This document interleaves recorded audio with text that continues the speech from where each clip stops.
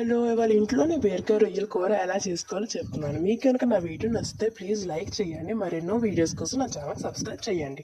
ఇవాళ నేను బీరకాయ రొయ్యల కూర కోసం 8 బీరకాయలు తీసుకుంటున్నాను. మీకు ఎన్నికంటే అన్ని తీసుకోవచ్చు.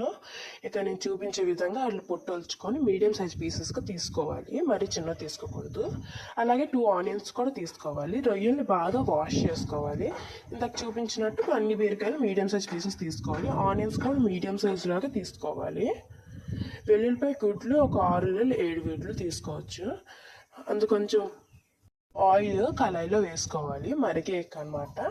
ఈ రొయ్యలు అనేవి ఇంత కడిగి ఉంచుకున్నాం కదా, అవన్నమాట ఇందులో వేసేయాలి. ఇవి లైట్గా ఫ్రై అయ్యి ఇక్కడ చూపించినట్టు పింక్ కలర్ వచ్చినప్పుడు కొంచెం పసుపు వేసుకోవాలి. తర్వాత అనమాట ఇందులోని ఇందాక ఉంచుకున్న ఆనియన్స్ ఇంకా వెల్లుల్లి గుడ్లు అనమాట ఇందులో వేసుకోవాలి. బాగా కలుపుకోవాలి. లైట్గా గోల్డెన్ కలర్ వచ్చేంత వరకు కొంచెం ఫ్రై చేయాలి. తర్వాత మనకు సరిపడేంత కారం వేసుకోవాలి. మీరు కొంచెం ఎక్కువ కారం తింటారంటే 2 స్పూన్లు లేదంటే 1 చెంచా వేసుకోవచ్చు. అందులో కాస్తంత సాల్ట్ కూడా వేసి బాగా మిక్స్ చేయండి. ఇక చూపించినట్టు కొంచెం ఫ్రై అయ్యాక ఇంత కట్ చేసి పెట్టుకున్న బీరకాయ ముక్కలు వేసుకోవాలి. బీరకాయ ముక్కలు అనమాట స్టార్టింగ్ వేయకూడదు, బికాస్ ఎందుకంటే బీరకాయ ఉడకడానికి చాలా టైం పట్టదు.